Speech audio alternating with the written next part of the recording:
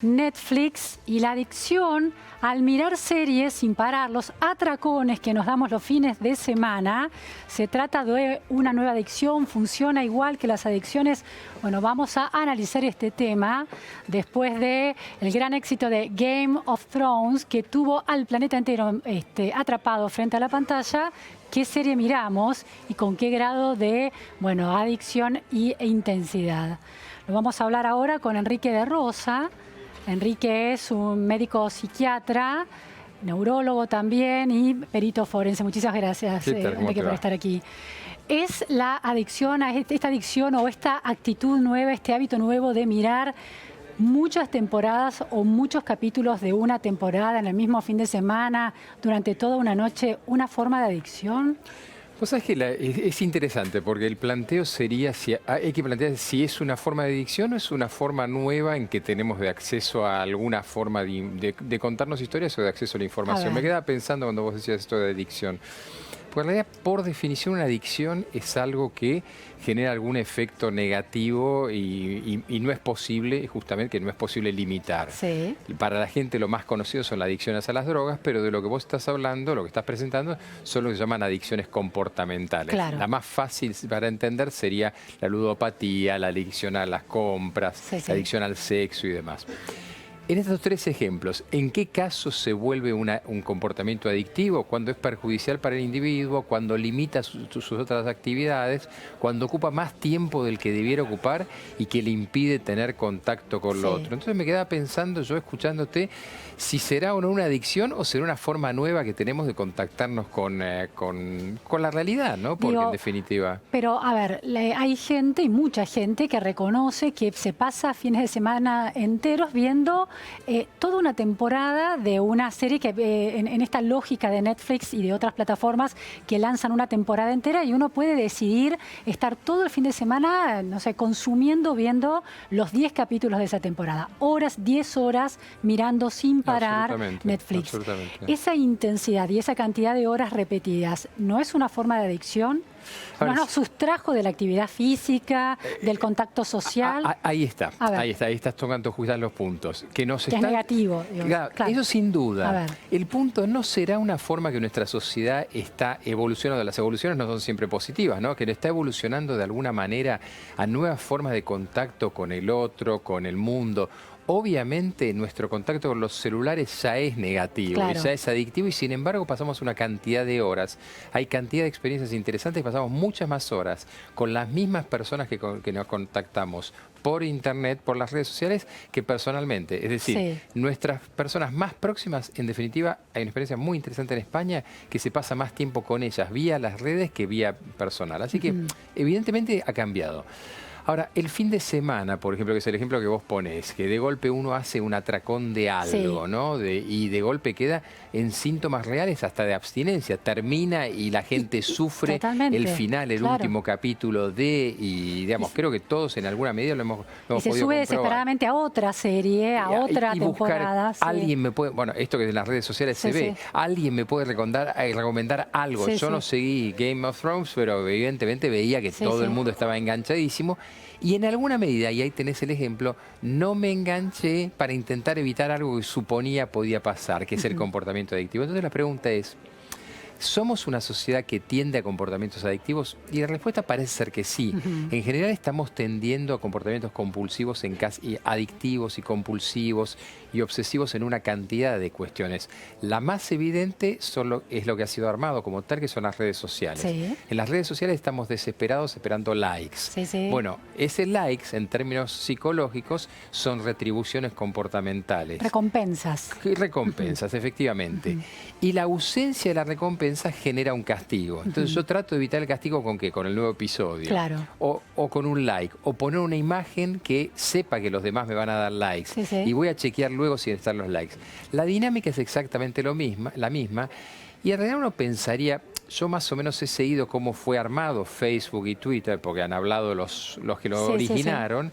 Pero Netflix uno da la impresión que ha sido armado sobre el mismo modelo, es decir, pues un modelo de generar una dependencia al menos. Sí, sí. Si eso es una adicción, no sé, pero claro. que hay una dependencia sin duda. Dependencia, es un grado previo, digamos. Claro, ¿no? vos viste, las adicciones farmacológicas, en realidad uno tiene un grado de tolerancia, un grado de dependencia, un grado de abuso y finalmente el grado de adicción, ¿no? La ficción siempre se ha usado para escaparse un poco también de la realidad, entrar a universos distintos.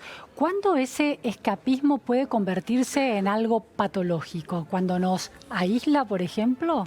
Cuando nos aísla y cuando nos hace perder el contacto. Bueno, el famoso teorema de Truman Show, que en realidad planteaba una realidad paralela, el sujeto vivía en una realidad paralela, pero vos recordarás que en la película los actores también por momentos estaban un poco perdidos si formaban parte de esa realidad paralela, y sobre todo los espectadores, es decir, Truman no podía salir, aunque sabían que era una persona y que estaba aprisionada, terminaban viviendo. Bueno, un poco nos pasa a todos. Cuando empezamos a confundir ese mundo de lo ficticio con el mundo de lo real, muy habitualmente yo estoy a veces dando una conferencia y hay gente que me refuta alguna cuestión psiquiátrica o forense en base a una película. Concretamente, en lo forense muy habitualmente puede ser CSI. Que alguien me diga, no, pero en CSI hacen esto. Y CSI no tiene nada que ver con, no tiene nada que ver con eso.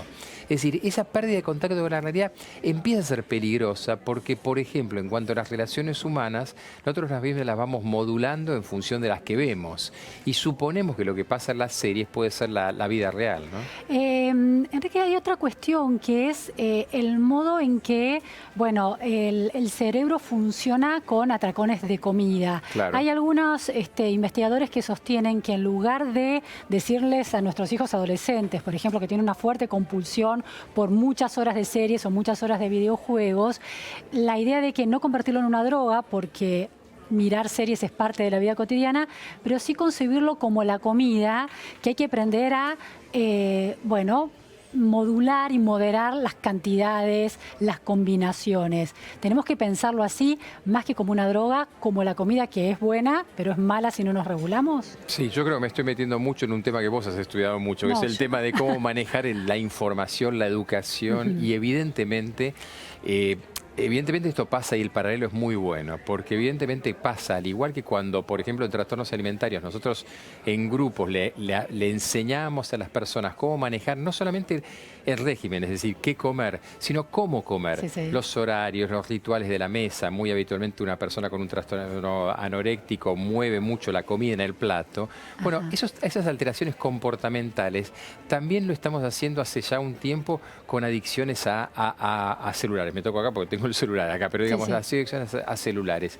Y en cuanto a las series y demás, también es interesante, pasa mucho con los videos de YouTube, en que la información hay muchísimo y varios videos puede ser cómo transformarse en médico, cómo transformarse en periodista con 2 videos. Bueno, empezar a enseñarle a la gente que también debe alimentarse con criterio, o sea, de cierta racionalidad. Es lo mismo que uno hacía hace muchísimos años con el trabajo intelectual. Los libros, había muchísimos libros. Bueno, cómo los filtra, cómo trabaja esa información. Yo creo que esta información es buena, el tema es no pegarse esos atracones, igual que la comida. Ahora, eso es posible. A ver, hay cuestiones cerebrales, ¿no? De conexiones neuronales y sinápticas en las adicciones o en las disposiciones que nos impiden autorregularnos. ¿Hay que hacer un entrenamiento especial? ¿Es tomar conciencia del riesgo y con eso ya alcanza? ¿Cómo se evita esa dependencia? Tocando ese tema en concreto y sin hacerlo muy complicado, hay un solo circuito que nuclea todo, que se llama circuito de recompensa. Es un circuito dopaminérgico, dopamina para que la gente entienda, es básicamente el neurotransmisor de placer. Entonces obtenemos dosis de placer a medida que tenemos el nuevo estímulo. Sea un like, sea una serie, sea alguien que nos dé una palmada, sea la maquinita, por algo las maquinitas en los casinos tragamonedas han pasado de la palanca al botón. Está claramente estudiado que disminuir la luz y apretar un botón es mucho más primario y produce mucho mayor retribución. A mayor retribución se repite ese circuito mucho más rápido. Entonces, ¿cuál es la técnica? En realidad lo de siempre es limitar la exposición al estímulo y prevenir la respuesta. Es decir, yo expongo a la persona, pero también trato de limitar esa respuesta. ¿Eso que va a generar? Ansiedad. Bueno, entonces el trabajo es justamente aprender a controlar esa ansiedad, poderla canalizar de otra manera, porque si no, obviamente, no hay otra forma que responder al estímulo. Claro. Y ese estímulo cada vez necesita más y más y más. Claro, y un estímulo que es portátil, está en los celulares, uno se los lleva a la cama, ni siquiera tiene que tener un televisor, podés ver la serie en el celular. Es muy inmediato. Bueno, claro. el aspecto que, por eso decía lo de las tragamonedas, el cambio enorme ha sido la inmediatez. Antes uno tenía que hacer algo en un montón de cuestiones adictivas, así sea los chequeadores y lavadores en las adicciones típicas, lavarse las manos. Bueno, tenía que ir a abrir la canilla. Hoy es muy rápido, sacás el celular, mirás e inmediatamente tenés ahí casi el mundo. Y hay la velocidad de la satisfacción también genera, de alguna manera, refuerza este circuito. Es decir, ya no es la palanca, es el botón en el celular, no me tengo que levantar a una computadora. Y la limitación de estímulos, es decir, y por eso, porque justamente el circuito de recompensa que tiene que ver con áreas muy primarias, pero que también tiene que ver con áreas de la corteza prefrontal, es decir, la famosa que ahora se ha vuelto con el auge de las neurociencias, todo el mundo sabe, en realidad es la parte que nos da esa retribución, pero es muy primaria, es muy básica. Al ser básica, el gran inconveniente es que es muy inmediata, no pasa por zonas en las que razonemos sobre ellos.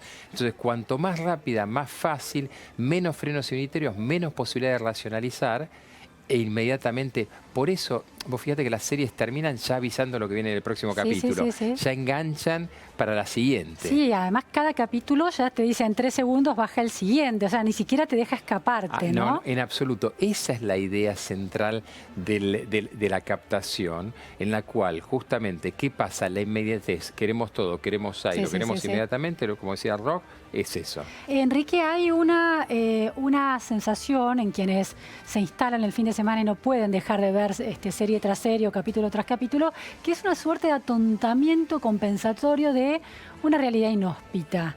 ¿Funciona de esa manera también?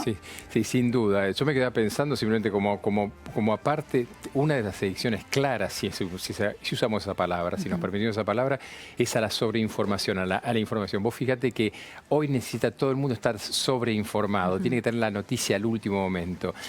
Y en alguna medida, la mayor cantidad de algo es una forma de aturdimiento, ¿no? Es una forma de necesidad de no poder afrontar lo concreto. Porque si yo apagara la televisión, apagara la serie o algo, tendría que afrontarme con mi propia realidad. Que es un poco lo que estamos haciendo desde hace mucho tiempo. El fin de todas las dependencias es ese. El objetivo el objetivo final de todas las dependencias que tenés es ese. Es separarnos de nosotros mismos, aislarnos de nosotros mismos y que pase el tiempo y que podamos no tener que ocuparnos de nuestra realidad. ¿Qué pasa con eso? Y termina siendo nuestra realidad, nos parece muy, muy difícil, muy lejana y eso nos angustia bastante. Creo que lo peligroso de esto es eso. Es interesantísimo. Toda la historia de la humanidad se han contado historias, así que no es grave escuchar esto. Las 1001 noches es ni más ni menos que eso. Es un cuento que sigue al día siguiente y al día siguiente y al día siguiente. O los cuentos cortos de Borges tenían eso. Ahora, ¿cuál es el problema? Si uno no parara de hacer eso, en algún momento está entrando en un mundo ilusorio, en un mundo fantástico, que es ni más ni menos que el Quijote, ¿no? Y el Quijote terminaba también viviendo su mundo. Enrique, última cuestión. ¿Cómo hacemos para el próximo fin de semana no entrar en esta conducta tan dependiente? Básicamente entender que nuestra vida tiene que tener un balance, un equilibrio entre cuestiones muy primarias, muy elementales, y una de las cuestiones es algo que se está haciendo en todo el mundo en cuanto a las redes sociales. Interesantemente, los hijos de Zuckerberg, los hijos de Bill Gates, tienen días en que no tienen acceso a la información, es decir, a las redes, y en realidad nosotros nos tendríamos que imponer de alguna manera, igual que uno hace una adicción, horarios de abstinencia, y ahí es donde va a subir la angustia. Y en ese momento confrontar la angustia, no escaparle y no temerle tampoco a esa angustia, que es totalmente normal. Silencio y cero pantalla, a ver qué nos pasa. Y escuchar ese silencio es muy interesante. Muchísimas gracias, Por favor, Enrique. a vos.